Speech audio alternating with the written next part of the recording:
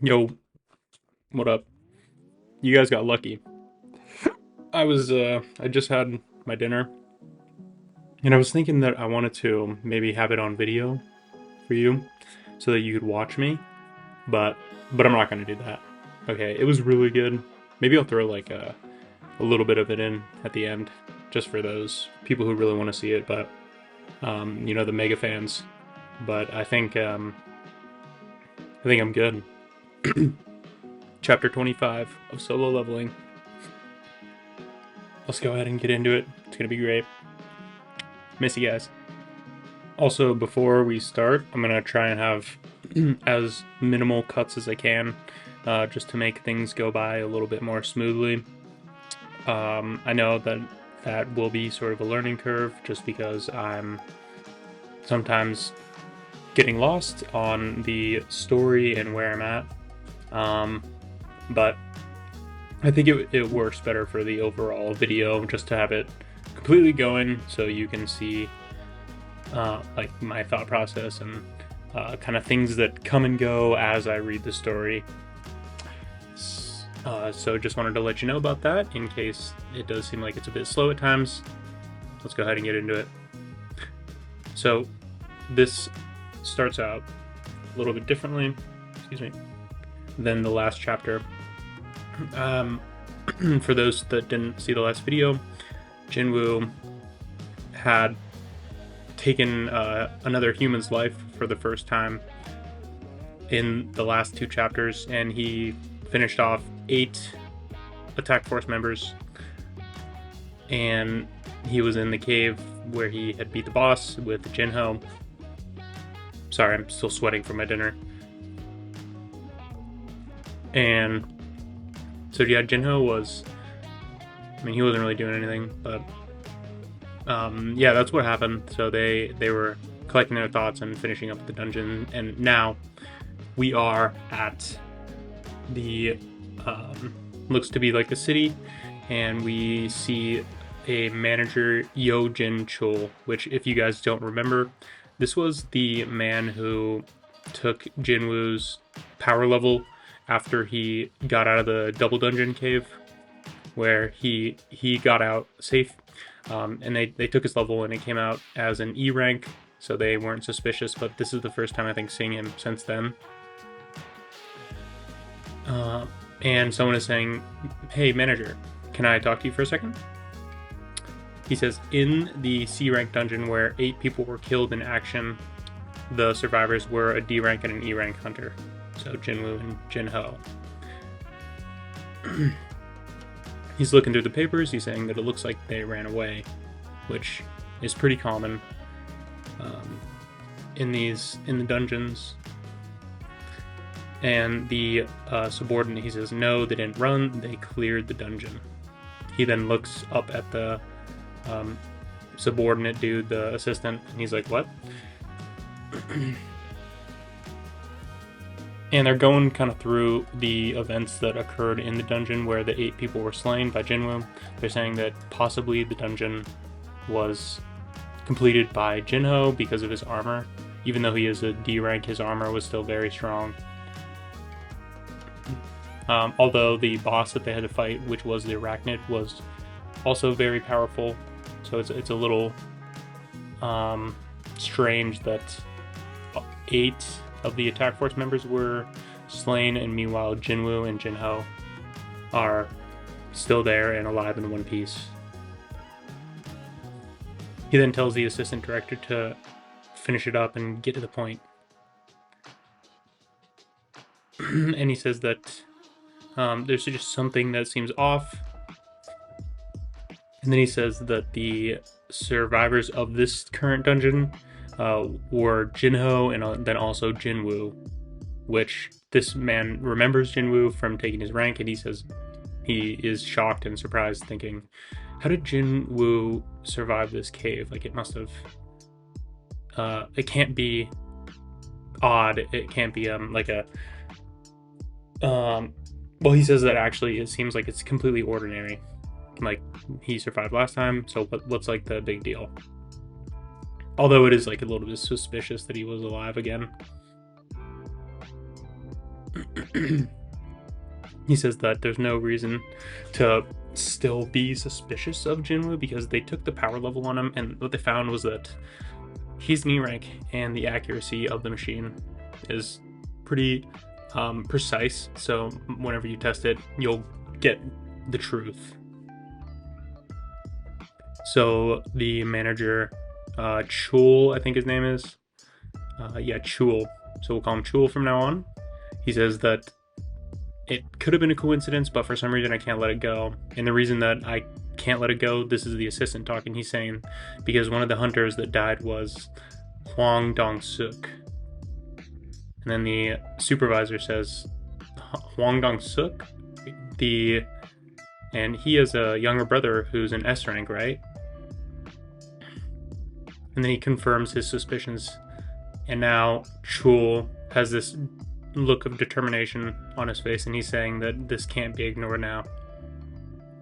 And then we pop back to the Jin-Woo residence, where Jin-Woo is eating his chicken wings now.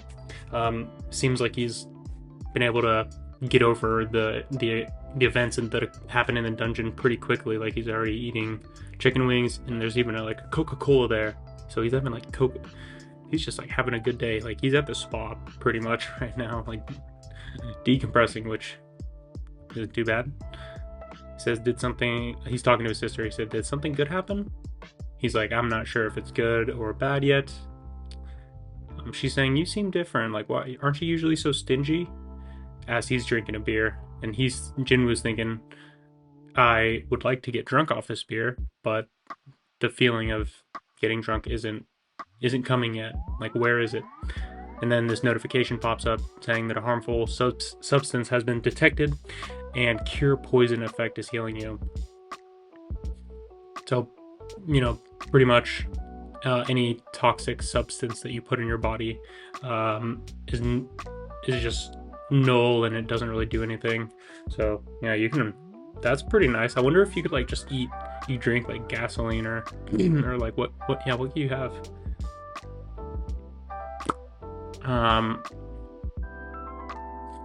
So I guess that's just another aspect of the system that he has. And it looks like it's one of the rewards that he got after the big dungeon, the one that just happened. The reward was Courage of the Weak. So Courage of the Weak, not of the weak, but of the weak, in versus strong, so weak.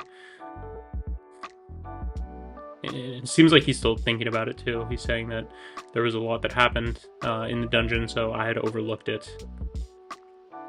But he's actually pretty excited about this ability. It seems to be a better one than most. And the effects of it are that a great spellcaster, Kindairu's Blessing, the great spellcaster known as Kindairu, has gifted a special spell to you. So Kindairu's Blessing will ensure that you always be strong and healthy during your lifetime. And then he's thinking that also, thanks to the quest reward, his leg was regenerated last time. So that's a little confusing. I'm not sure what he means. If he lost his leg at the end of the last chapter at one point, if something happened, if Hwang got a final hit on him, and then after that it was healed once he got this reward. I'm not sure what happened. I don't know if he's talking about the double dungeon. Could be. But yeah, so some more notifications pop up. Temporary effect will another reward is also given. So temporary effect will to rehabilitate, which means that your dismembered body parts will be restored. And permanent effect, longevity. So this is one that's always active. The diseases and poisons and status effects are healed, and sleeping will explosively increase regeneration ability. So yeah, that's a big one. Permanent effect also, that's pretty insane. I imagine that he can live forever with that thing. Just keep on sleeping, just hibernate, and then you're regenerated completely. You're like a baby, fully regenerated. Anyways, so Jin-Woo thinks that if he is immune to poisons, then he has to figure something out. And then his sister asks, "Wait, where are you going? Aren't you gonna eat your food?" He says, "Feel free to gain weight." Damn. Gotta do it like that. And she's like kind of stunned, like ever since he started training, he's been this way. And it's not like something happened in a dungeon, right? And then Jin-Woo is in the hallway, obviously up to something. And then out of his inventory, he pulls out Risaka's venom, which, if you remember, Risaka's venom was the one that he got from the second dungeon that he entered after he first got his awakening and beat the snake. So the Risaka's venom, we won't go over everything, but basically the effects of it are steel scales, Risaka steel scales, which is negative 20% physical damage taken. And then also there's a debuff that comes along with this buff, which is weakened muscles. And that causes negative 35 strength. But since Jin-Woo got his new ability, which nullifies any poisons or toxins that he has, it'll take it away, so it'll purify it, right? So he takes this Risaka's venom and he just pours it right down the gullet. And then basically what he was thinking was that the notification will pop up, which is what's happening, and it says that a harmful substance has been detected in your body, and then 3, 2, 1, and cure poison has been completed. So that's gonna, I'm sure if this were like JoJo's, they would be exploiting that 3-second thing. Like, okay, you have to poison him with like some crazy, quick, like glowing octopus ring poison that kills him in 2 seconds.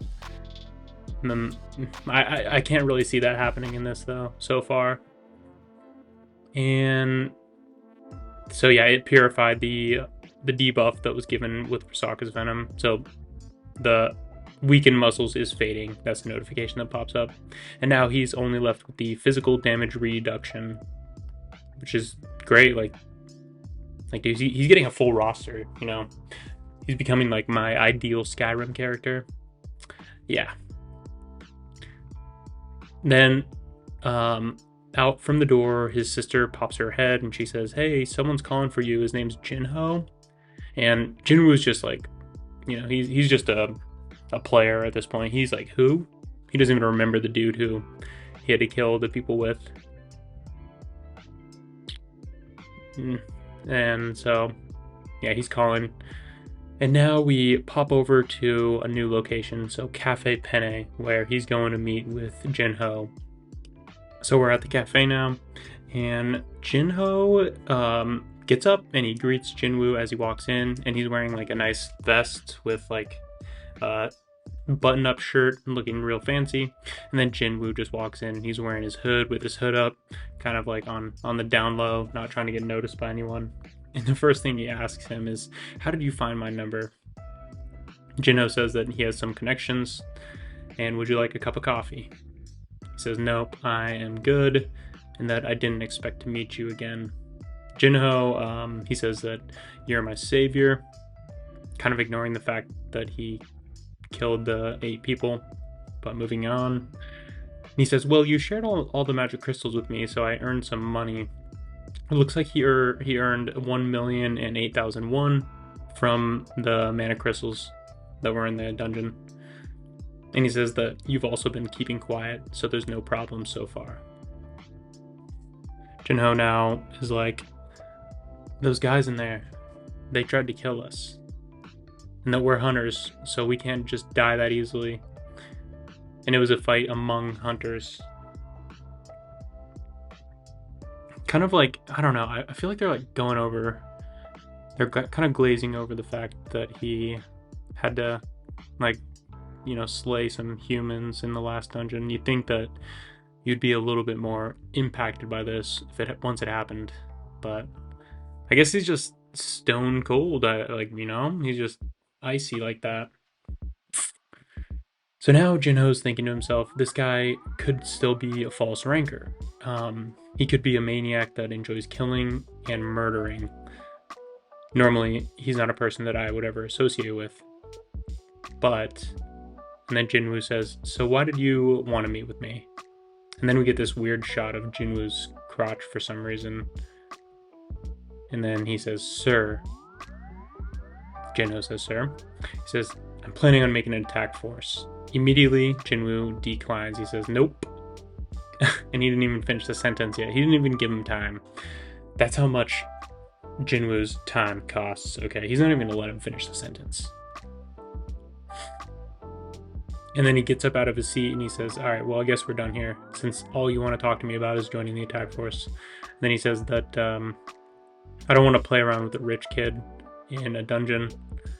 And then this is going nowhere.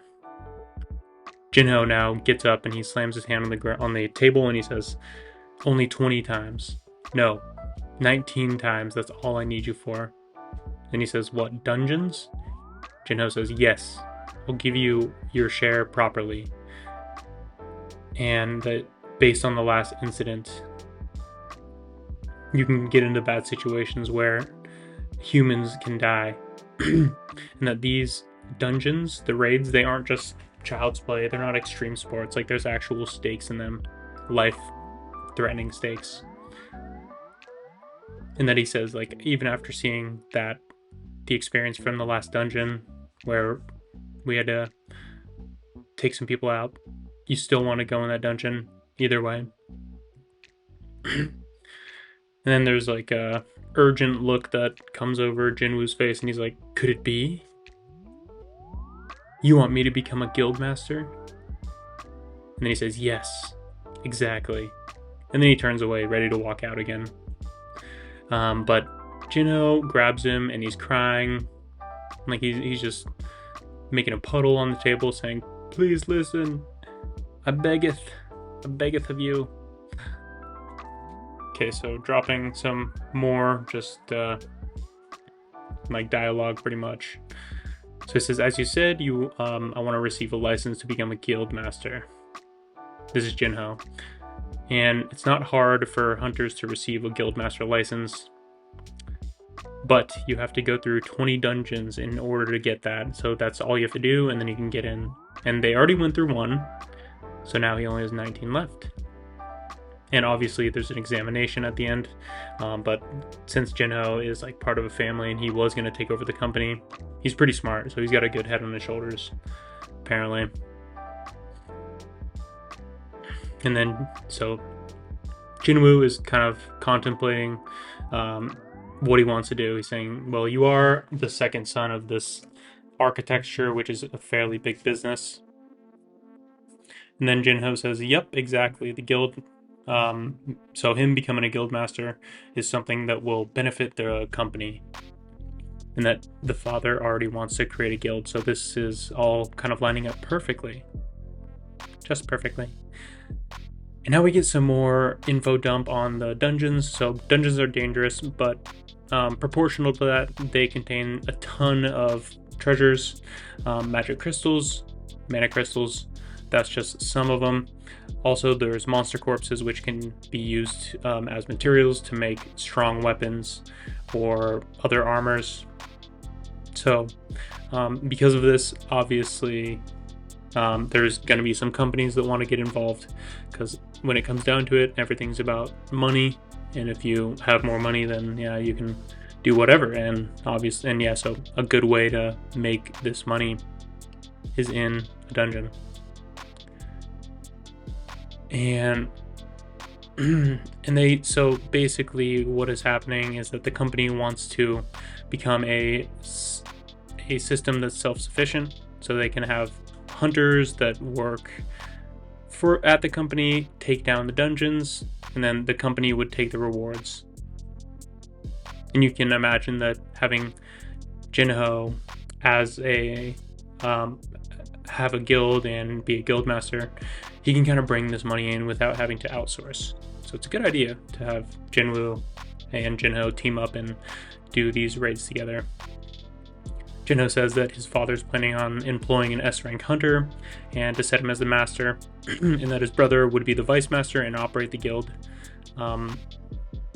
pretty much under the guise of contributing. So now we're getting some information on the S-rank hunters. It seems that there's only 9 S-rank hunters in the country of Korea, and that if he plans on employing a hunter not registered in the guild, there only leaves one that's not in a guild already, which is, oh gosh, Byung-gu. He's retired. And so now, even if Jin-Ho's brother does want to become a vice master, the authority for difference is way too big. And the friction between Jin-Ho and his brother would be unavoidable.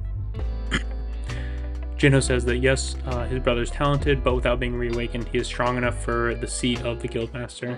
So I'm taking from this that he's pretty strong. We haven't seen his brother yet, but yeah, I'm guessing that we're eventually gonna be introduced to him, and he'll be a complete powerhouse. So yeah, where's he at? Why are we stuck with Jin-Ho? You know. So our boy is saying now that with a low rank and age, someone like you with no experience couldn't become involved in a guild. So are you planning on gaining experience and then consulting your father? Jin-Ho then says, yes, that's what I want to do. And then he gets up out of his seat and slams his hands on the table, saying, the fact that you're a false rent, the fact that you hide your abilities, will be kept a secret by me forever. If you plan to hide your abilities and raid, don't you need an attack force? Compared to raiding with a high-ranked hunter, the achievement of safely completing a raid with an E-rank hunter is much bigger. Sir, at least a B rank, or even higher than that. And then he's thinking, he may be an E-rank hunter, but he dispatched a C-rank boss and several C-rank hunters without even a scratch. If I raid with an incompetent hunter, I could lose my life, but this sir is trustworthy. He may seem cruel, but he saved me once from the spider boss, and once from Hwang Dong-suk, the attack force raid leader. Jin-Woo says, so what do I get out of joining? And then Jin-Ho says this, and he slides across the table some unnamed documents. Jin-Woo looks at it, and then the surprised look comes over his face. And that's the end of the chapter. Boom. That was a good chapter. So yeah, he looked surprised at the end. I am expecting in the next one that we'll see what the documents say and like kind of what he's gonna get out of it. It's got to be something big, you know. It's got to be something. I wonder what it is actually. Maybe it's like a cheat code book to his system. That would be pretty big. Maybe it's like a contract with the amount of money that he can make in it, like the predicted amount. I don't know. I have no idea what it is. It was unnamed, and yeah, that's my opinion. So I'm not sure. Obviously, it was important. I can't wait to learn about it in the next one. That's going to be great. And so yeah, that's it. That's the end of chapter 25. Thank you guys so much for staying around. If you are here, things are doing pretty good. Hopefully everything's going well with you guys. And I am out till the next time.